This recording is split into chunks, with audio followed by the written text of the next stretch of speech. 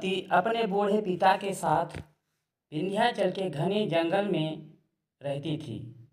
जब से उसके पिता वहाँ पर कुटी बनाकर रहने लगे, तब से वह बराबर उन्हीं के साथ रही। न जंगल के बाहर निकली, न किसी दूसरे का मुँह देख सकी। उसकी अवस्था 4-5 वर्ष की थी जबकि उसकी माता का परलोकवास हुआ और जब उसके पिता उसे लेकर वनवासी हुई। जब से वह बड़ी हुई, बनैले पशु पक्षियों, वृक्षावलियों और गंगा धारा के अतिरिक्त कुछ नहीं जानती थी। वह यह भी नहीं जानती थी कि मेरे बूढ़े पिता के अतिरिक्त और कोई मनुष्य संसार में है। एक दिन वह नदी में अपनी परछाई देखकर बड़ी मोहित हुई, पर जब उसने जाना कि यह मेरी परछाई है, तब वह बहुत लज्जित हुई। यहाँ तक कि उस दिन से फिर वह कभी उसने नदी में अपना मुख नहीं निहारा। गर्मी की ऋतु, दोपहर का समय, जबकि उसके पिता अपनी कुटी में बैठे हुए गीता की पुस्तक देख रहे थे, वह नदी के किनारे पेड़ों की ठंडी छाया में घूमती घूमती फूलों को तोड़ तोड़ नदी में बहाती हुई कुछ दूर निकल गई थी कि एकाएक चौंक कर खड़ी हुई। उसने एक ऐसी वस्तु देखी जिसका उसे स्वप्न में भी ध्यान न था और जिसके देखने से उसके आश्चर्य का कोई ठिकाना न रहा। इंदुमती ने आज तक बूढ़े पिता को छोड़ किसी दूसरे मनुष्य की सूरत तक नहीं देखी थी। वह अभी तक यही सोचे हुई थी कि यह संसार में और भी मनुष्य होते होंगे तो मेरे पिता की भांति ही होते होंगे। उसकी भी दाढ़ी मूछें पकी हुई होंगी। उसने जब अच्छी तरह आंखें फाड़ फाड़ कर उस परम सुंदर युवक को देखा तो अपने मन में निश्चय किया कि मनुष्य तो ऐसा होता नहीं, हो न हो यह कोई देवता होंगे, क्योंकि मेरे पिता जब देवताओं की कहानी सुनाते हैं तो उनके ऐसे ही रूप रंग बतलाते हैं। यह सोचकर वह मन में कुछ डरी और कुछ दूर पेड़ की ओर में खड़ी होकर टकटकी बांध उस युवक को देखने लगी। बहुत देर पीछे वह अपना जी खड़ा करके वृक्ष की ओर से निकल युवक के आगे बढ़ी। 2 ही 4 डग चली होगी कि एकाएक युवक की नींद खुल गई और उसने अपने सामने एक परम सुंदरी देवी मूर्ति को देखा, जिसके देखने से उसके आश्चर्य की सीमा ना रही। वह सोचने लगा, इस भयानक घनघोर जंगल में ऐसी मनमोहनी परम सुंदरी स्त्री कहाँ से आई? ऐसा रूप रंग तो बड़े बड़े राजाओं के निवास में भी दुर्लभ है। सो इस वन में कहाँ से आया? या तो मैं स्वप्न में स्वर्ग की सैर करता होऊंगा या किसी देव कन्या या वन देवी ने मुझे छलने के लिए दर्शन दिया होगा। चट युवक उठकर उसके सामने खड़ा हो गया और कहने लगा, हे सुंदरी, तुम देव कन्या हो या वन देवी हो, चाहे कोई हो, पर कृपा कर तुमने दर्शन दिया है, जो जरा सी दया करो। ठहरो, मेरी बात सुनो, घबराओ मत। यदि तुम मनुष्य की लड़की हो तो डरो मत।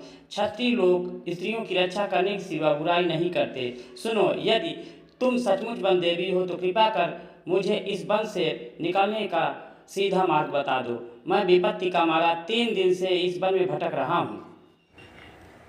युवक की बातें सुनकर इंदुमती ने मन में सोचा कि ये तो देवता नहीं हैं, हम लोगों की भांति मनुष्य हैं। अपना सिर ऊंचा किया और देखा कि युवक अपनी बात का उत्तर पाने के लिए सामने एक टक लगा खड़ा है। यह देखकर वह बहुत ही अधीनताई और मधुर स्वर से बोली कि मैं अपने बूढ़े पिता के साथ घने जंगल में रहती हूँ। यदि तुम मेरे अतिथि होना चाहते हो तो मेरी कुटी पर चलो, जो कुछ मुझसे बनेगा मैं तुम्हारी सेवा करूँगी। इतना कहकर युवक को अपने साथ ले पहाड़ी पगडंडी से होती हुई वह अपनी कुटी की ओर बढ़ी। इंदुमती का बूढ़ा पिता लड़की को पराए पुरुष के साथ आता हुआ देख करके आग बाबूला हो गया और कहने लगा, अरे दुष्ट, तू कौन है? क्या तुझे अपने प्राणों का मोह नहीं है जो तू बेधड़क मेरी कन्या से बोला और मेरी कुटी पर चल आया? तू जानता नहीं कि जो मनुष्य मेरी आज्ञा के बिना इस वन में पैर रखता है उसका सिर काटा जाता है। ठहर, अब तुझे भी प्राणदंड दिया जाएगा। इतना कहकर क्रोध से युवक की ओर घूरने लगा। बेचारी इंदुमती की विचित्र दशा थी। उसने आज तक अपने पिता की ऐसी भयानक मूर्ति नहीं देखी थी। अपने पिता का ऐसा अनूठा क्रोध देखकर पहले तो डरी, फिर अपने ही लिए युवक बटोही बेचारे का प्राण जाते देख जी कड़ा करके रो रो करके गिड़गिड़ा करके युवक के प्राण की भिक्षा मांगने लगी और अपने पिता को अच्छी तरह से समझा दिया कि इसमें युवक का कोई दोष नहीं, मैंने ही उसे कुटी पर ले आई। यदि इसमें कोई अपराध हुआ हो तो उसका मुझे दंड मिलना चाहिए।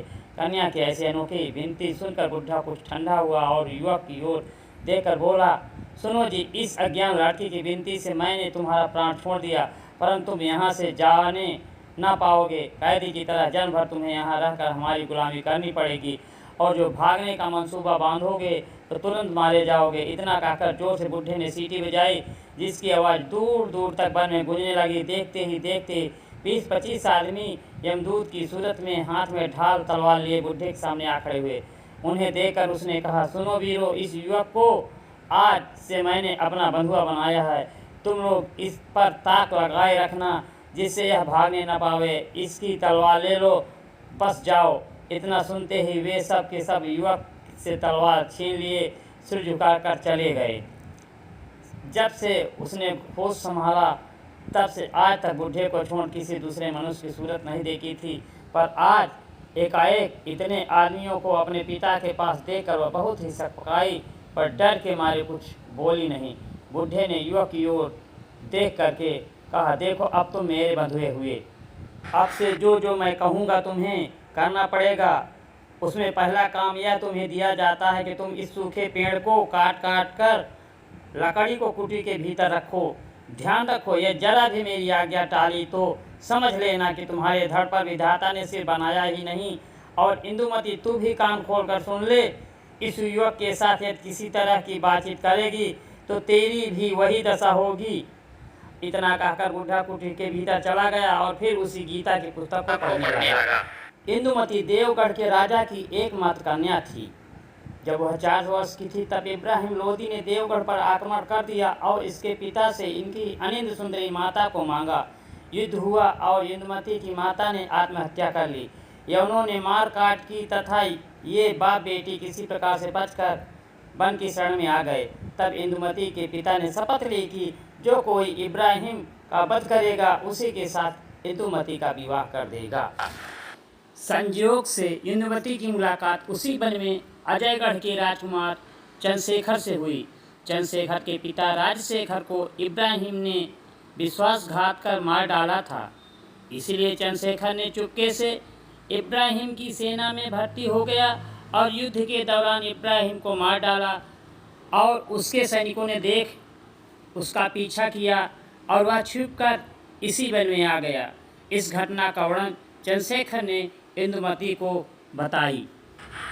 इतना सुनकर इंदुमती की आंखों में आंसू भर आए। वह बोली, मेरे पिता का स्वभाव तो ऐसा नहीं था, सो तुम्हें देखते ही एकदम से ऐसा बदल क्यों गया? वह तो ऐसे नहीं थे, अब उन्हें क्या हो गया? आज तक मैंने उन्हें कभी क्रोध करते नहीं देखा था। खैर जो हो, पर तुम ठहरो, दम ले लो, तब तक मैं इन लकड़ियों को फेंक देती हूँ। युवक ने कहा, प्यारी, क्या राक्षस हूँ कि अपनी आँखों के सामने तुम्हें लकड़ियाँ ढोने दूंगा? हटो, ऐसा नहीं होगा। सच जानो, तुम्हें देखने से मुझे कुछ भी कष्ट नहीं जान पड़ता। इंदुमती के पिता ने अंतिम परीक्षा करने के अभिप्राय से नंगी तलवार लेकर सामने आकर गरज कर कहा, इंदुमती, कल से आज तक मैंने तेरी सब बातों का उलट बर्ताव किया। फल और जल की बात याद कर और तू फिर इससे बात करती है। देख, अब तेरा सिर काटता हूँ। कहकर ज्यों ही वह इंदुमती की ओर बढ़ा के चट युवक उसके पांव पकड़कर कहने लगा, आप अपने क्रोध को दूर करने के लिए मुझे मारिए। सब दोष मेरा है, मैं दंड के योग्य हूँ। यह सब तरह निरपराधिनी है। मेरा सिर आपके पैरों पर है, काट लीजिए, पर मेरे सामने इस निरपराध लड़की के प्राण न लीजिए। इतना सुन बुढ़े ने तलवार दूर फेंक दी और दोनों को उठा गले लगाकर कहा, बेटी इंदुमती, धीरे धर और प्रिय वत्स चंद्रशेखर, खेद दूर करो। मैंने केवल तुम दोनों के प्रेम की परीक्षा लेने के लिए सब प्रकार का क्रोध का भाव दिखलाया था। यदि तुम दोनों का सच्चा प्रेम न होता तो क्यों एक दूसरे के लिए जान पर खेल कर क्षमा चाहते? और सुनो, मैंने छिप कर तुम्हारी सब बातें सुनी हैं। तुमसे बढ़कर संसार में दूसरा कौन राजकुमार है जो इंदुमती के वर बनने योग्य होगा? सुनो, देवगढ़ मेरे पुरखाओं की राजधानी थी। जबकि इंदुमती 4 वर्ष की थी, पापी इब्राहिम ने मेरे नगर को घेर कर यह कहलाया कि या तो अपनी स्त्री को भेज दो या जंग करो। यह सुनकर मेरी आंखों में खून उतर आया और उसके दूध को मैंने निकलवा दिया। फिर क्या पूछना था, सारा नगर यवनों के हत्यारों के हाथ से शमशान हो गया। मैंने प्रतिज्ञा की थी कि जो कोई इब्राहिम को मारेगा उसी से इंदुमती का ब्याह करूंगा, नहीं तो यह जन्म भर कुंवारी रहेगी। सो परमेश्वर ने तुम्हारे हृदय में बैठकर मेरी प्रतिज्ञा पूरी की। अब इंदुमती तुम्हारी हुई और आज मैं बड़े भारी बोझ को उतारकर आजन्म के लिए हल्का हो गया। इतना कहकर बुढ़े ने सीटी बजाई और देखते देखते 50 जवान हथियारों से सजे घोड़ों पर सवार आ खड़े हुए। उनके हाथ एक सजा हुआ घोड़ा चंद्रशेखर के लिए और एक सुंदर पालकी इंदुमती के लिए थी। इसी समय बुढ़े ने दोनों का विवाह कर उन वीरों के साथ विदा किया और आप हिमालय की ओर चला गया। आहा, जो इंदुमती इतने दिनों तक वन विहंगनी थी, वह आज घर के पिंजरे में बंद होने चली। परमेश्वर की महिमा का कौन पार पा सकता है।